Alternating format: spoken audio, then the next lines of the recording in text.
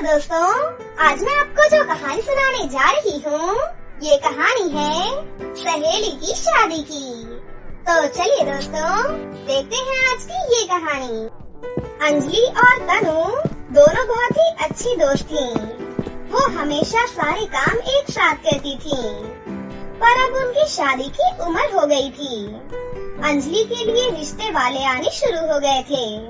फिर एक दिन, अंजलि, आज नूडल्स खाने का बहुत मन है, आज तो चल नूडल्स खिला दे।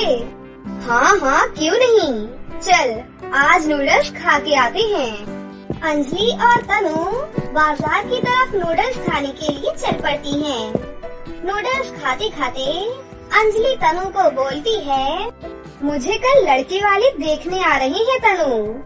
ओए होए अंजलि, तुझे और लड़के वाले देखने आने वाले हैं। लड़का भी आ रहा है क्या? हाँ, फिर तो मजा ही आ जाएगा।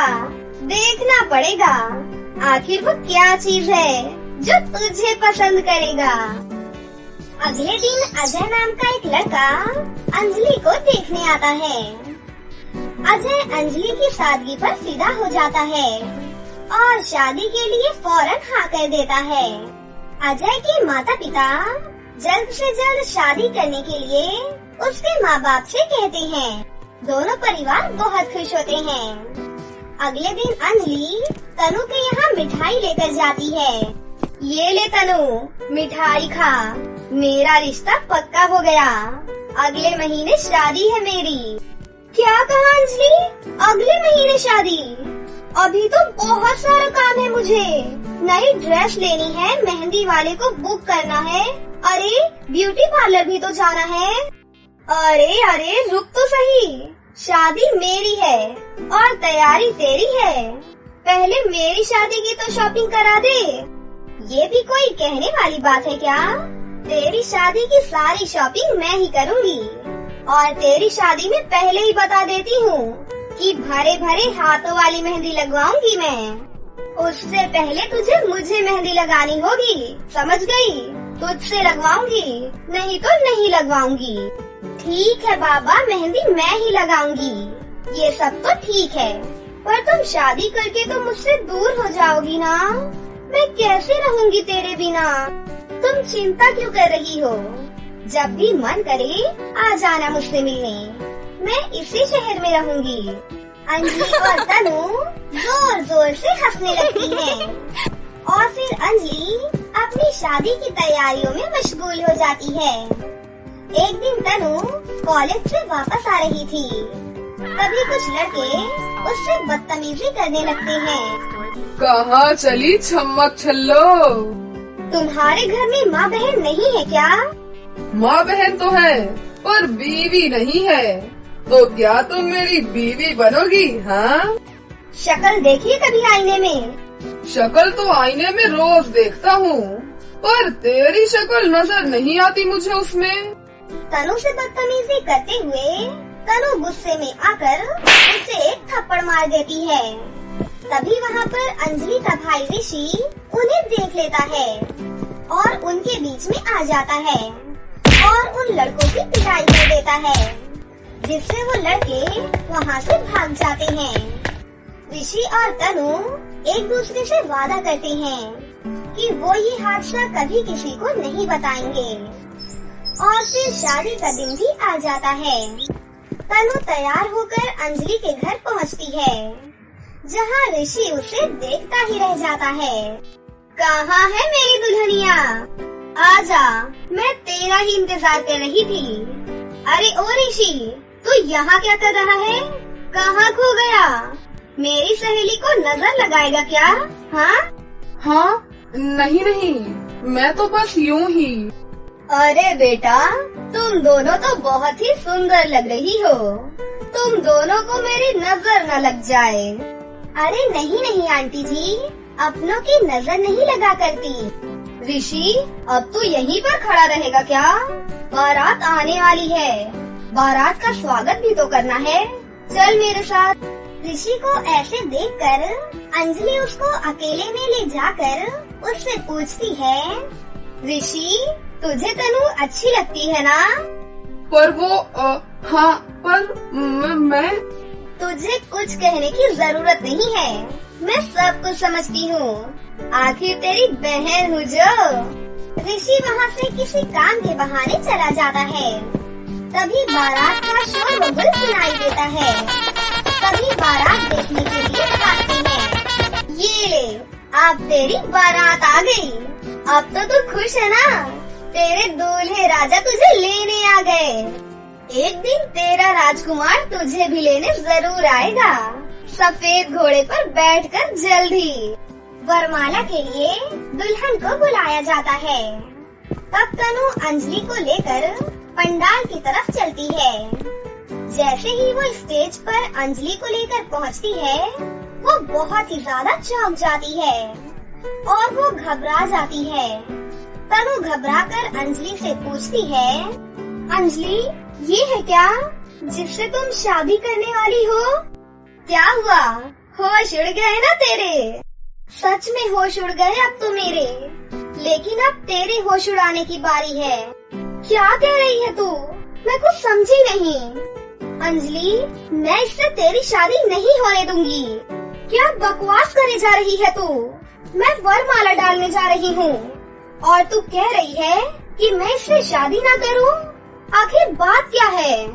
बात ये है कि ये लड़का एक नंबर का छिछोरा और बदतमीज और गुंडा किस्म का लड़का है। इससे शादी करके तेरी जिंदगी बर्बाद हो जाएगी और मैं तेरी जिंदगी बर्बाद होते हुए नहीं देख सकती। शोरगुल सुनकर अंजलि के माता पिता भी वहाँ पर आ जाते हैं। तभी तनु सभी मेहमानों के सामने कहती है, ये लड़का एक नंबर का आवारा है। तनु जानती भी है क्या कह रही है और किस पर इल्जाम लगा रही है? मैं जानती हूँ अंकल जी, इस समय ये करना बहुत गलत है। लेकिन अगर मैं चुप रही तो मेरी सबसे प्यारी दोस्त अंजलि की जिंदगी अंगारों से भर जाएगी और मैं ये नहीं देख सकती। आज अंजलि की शादी है और आज के दिन तू ऐसी बातें कर रही है। मैं तुझ पर कितना विश्वास करता हूँ। विश्वास करते हो ना अंकल जी, तो मेरी बात मान लो, क्योंकि कुछ समय पहले ही इसने मेरे साथ बदतमीजी करने की कोशिश की थी और मैंने इसके जवाब में इसको एक जोरदार थप्पड़ भी मारा था। क्या ये सच है अजय? हाँ हाँ सच है कि मैं इसी के कॉलेज में पढ़ता हूँ, पर ये भी सच है कि ये मुझसे शादी करना चाहती थी और मैं सिर्फ अंजलि को पसंद करता हूँ। ये मेरे बेवजह गले पड़ रही है। अंजलि, तुम इसकी बातों पर विश्वास मत करना, ये झूठ बोल रहा है। मैं प्यार नहीं करती, ये एक नंबर का गुंडा है। जब तेरी दाल मुझसे नहीं गली तो तूने अब ये ड्रामा करना शुरू कर दिया। यहाँ पर मेरी सिर्फ अंजलि है और मैं इसी से शादी करूँगा। मेरे जीते जी तो अजय तेरा सपना पूरा नहीं होने दूंगी मैं, इसीलिए तू अंजलि से शादी करने के लिए मना कर दे। सभी अंजलि के फैसले को सुनना चाहते थे।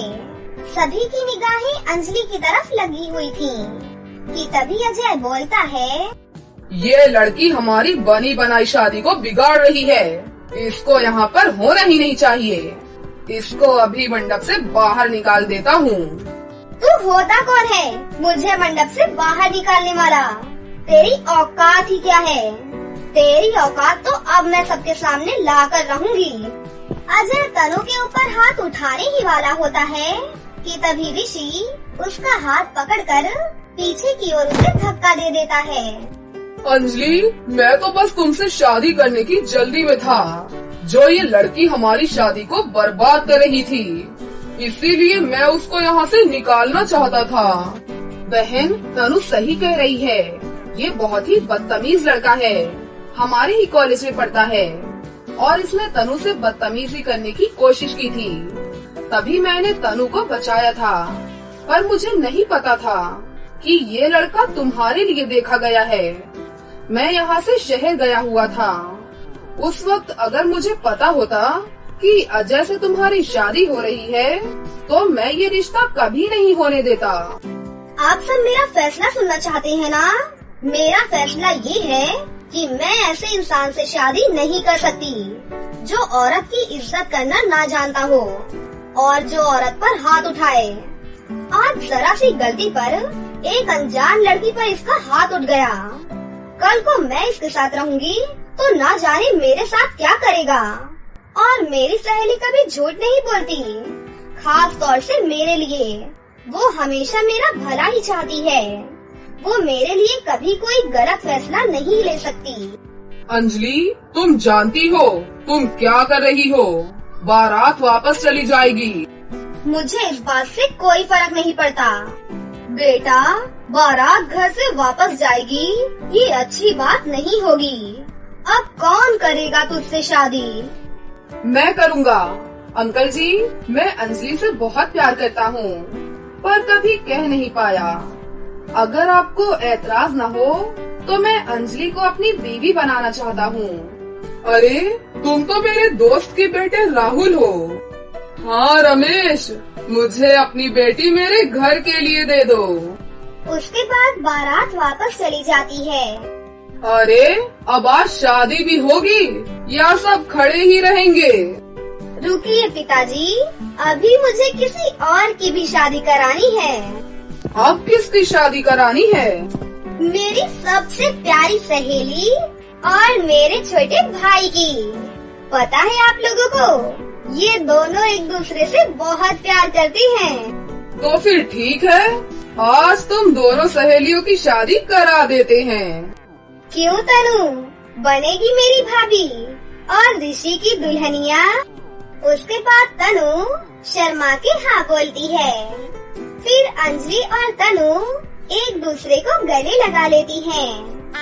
फिर अंजलि की शादी राहुल से और तनु की शादी ऋषि से हो जाती है और सब एक साथ खुशी खुशी रहने लगते हैं। एक बार की बात है, एक गांव में सुरीली नाम की एक औरत रहा करती थी। सुरीली अपनी बेटी अमीशा के साथ रहा करती थी। अमीशा की माँ गरीब थी। वो दूसरों के घरों में काम करके थोड़ा बहुत पैसा कमाती थी। फिर एक दिन अमीशा को देखने के लिए लड़के वाले आते हैं और लड़के वाले अमीशा को पसंद भी कर लेते हैं। लेकिन वो लोग अमीशा की माँ से ढेर सारे पैसे मांगते हैं। अमीशा की माँ पैसे देने के लिए हाँ बोल देती हैं। फिर लड़के वाले 1 महीने का समय देकर वहाँ से चले जाते हैं। माँ, आपने इतने सारे पैसे देने के लिए हाँ क्यों बोल दिया? हम लोगों के पास इतने सारे पैसे कहाँ से आएंगे माँ? बेटा, वो तो मुझे भी नहीं पता कि इतने सारे पैसे कहाँ से आएंगे। लेकिन तुम चिंता मत करो, मैं कहीं ना कहीं से इंतजाम जरूर कर लूँगी। कल मैं मालकिन के पास पैसे मांगने के लिए जाऊँगी। मालकिन जो भी पैसे देंगी मैं तेरी शादी के लिए जमा करके रख दूंगी बेटा। फिर अगले दिन सुबह होने पर अमीशा की माँ अपनी मालकिन के घर पैसे मांगने के लिए जाती हैं।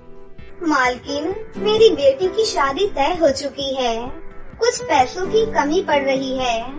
अगर आप कुछ पैसे दे देंगी तो आपका बहुत एहसान होगा मालकिन। मैं आपके यहाँ काम करके आपका सारा पैसा चुका दूंगी।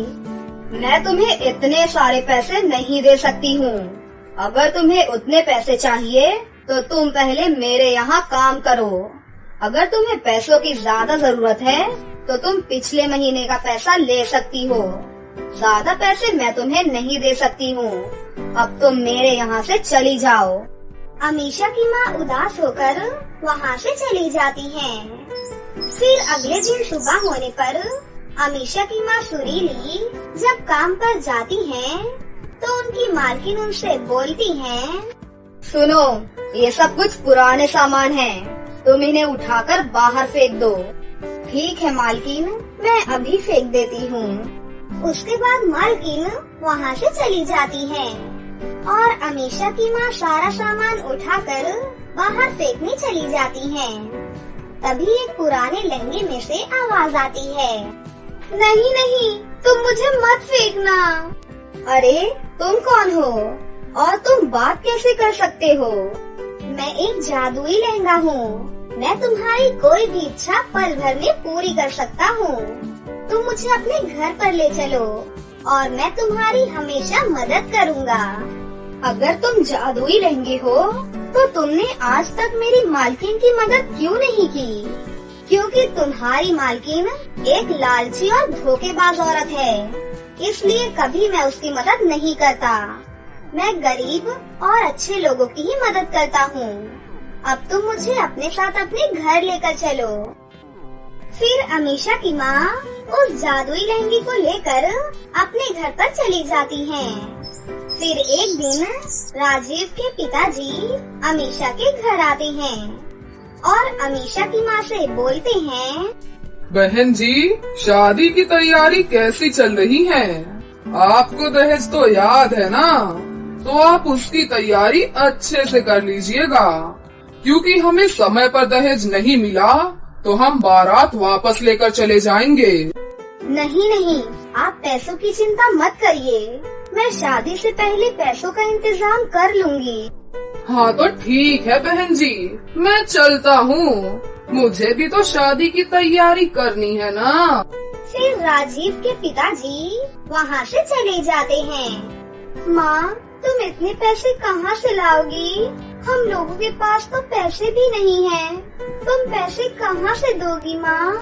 तभी अमीशा की माँ उस जादुई लहंगे से बोलती है, सुनो जादुई लहंगे, क्या तुम मेरी बेटी की शादी के लिए कुछ पैसे दे सकते हो? तुम तो एक जादुई लहंगे हो ना, क्या तुम मेरी मदद कर सकते हो? तुम्हारा बहुत ही एहसान होगा हम पर। हाँ, मैं तुम्हारी मदद जरूर कर सकता हूँ। तुम्हारी बेटी की शादी अगले महीने में है ना? देखना, उसकी शादी बहुत ही धूमधाम से होगी। मैं तुम्हारी सारी समस्या दूर कर दूंगा। फिर देखते ही देखते एक महीना निकल जाता है और अमीशा की शादी का दिन आ जाता है। तभी अमीशा की माँ जादुई लहंगे से बोलती है, हे जादुई लहंगे, आज मेरी बेटी की शादी है। तुमने कहा था ना कि तुम मेरी मदद करोगे? हाँ हाँ, मैं तुम्हारी बेटी की मदद जरूर करूँगा। मैं अपना वादा भूला नहीं हूँ। तुम ये जादुई लहंगा अपनी बेटी को पहना दो, फिर देखो चमत्कार। फिर अमीशा जैसे ही उस जादुई लहंगे को पहनती है, वो एक सुंदर दुल्हन बनकर तैयार हो जाती है। अमीशा देखने में बहुत ही सुंदर दिख रही थी। उसके शरीर पर सोने के गहने लदे हुए थे। फिर जादुई लहंगा अमीशा की माँ को ढेर सारे पैसे देता है। ये देखकर अमीशा और उसकी माँ सुरीली बहुत खुश होती हैं। ये सब कुछ अमीशा की माँ की मालकिन देख लेती है। अमीशा की माँ की मालकिन शादी में शामिल होने के लिए आई थी और वो छुपकर सारी चीजें देख लेती हैं। ये सब देखकर उन्हें बहुत ही गुस्सा आता है और वो अमीशा की माँ से बोलती हैं, अरे ये जादुई लहंगा मेरा है, तुम मेरे घर से इसे चुरा कर अपने घर पर लाई हो। चुपचाप इस जादुई लहंगे को मुझे दे दो, वरना ठीक नहीं होगा। जल्दी से मेरा जादुई लहंगा वापस करो। तुम ये मत भूलो नीतू कि तुम भी मुझे अपनी पड़ोसन के यहाँ से चुरा कर लाई थी। मालकिन, आपने तो उस दिन इस जादुई लहंगे को फेंकने के लिए बोला था। मैंने सोचा कि मैं अपनी बेटी के लिए इसे रख लेती हूँ। मालकिन, ये लहंगा तो अब मेरा हुआ ना। सुन सुरीली, ज्यादा बकवास मत कर। तू चुपचाप मेरा जादुई लहंगा मुझे वापस कर दे। नीतू, तुम भी इस जादुई लहंगे को चुरा कर ही लाई थी। अगर ये बात मैं पुलिस को बता दूंगा तो तुम जेल में जाओगी। इसीलिए अब तुम्हारा इस जादुई लहंगे पर कोई हक नहीं है। तुम यहाँ से भाग जाओ, नहीं तो मैं पुलिस से बता दूंगा। जादुई लहंगे की बात सुनकर नीतू डर जाती है और जादुई लहंगे से बोलती है, नहीं नहीं जादुई लहंगे, तुम मुझे माफ कर दो। मैं यहाँ से चली जाती हूँ। तुम मुझे कुछ भी मत करना और पुलिस को भी मत बताना। नीतू इतना बोलकर डर के मारे वहाँ से भाग जाती है। फिर थोड़ी देर में लड़के वाले की बारात लेकर अमीशा के घर आ जाती हैं। फिर अमीशा की माँ जैसे ही पैसे देने के लिए जाती है, तभी राजीव बोलता है, नहीं नहीं आंटी जी, आप पैसे मत दीजिए। पिताजी, अगर आपने दहेज लिया तो मैं हमेशा हमेशा के लिए घर छोड़कर चला जाऊंगा। अरे नहीं नहीं, ठीक है बेटा, तुम ऐसा मत बोलो। ठीक है, मैं दहेज नहीं लूंगा, लेकिन तुम मुझे छोड़कर मत जाना बेटा। तुम तो मेरे इकलौते बेटे हो। बहन जी, मुझे दहेज नहीं चाहिए, मैं आपके ये पैसे नहीं लूंगा। फिर अमीषा और राजीव की शादी हो जाती है और वो दोनों हंसी खुशी रहने लगते हैं।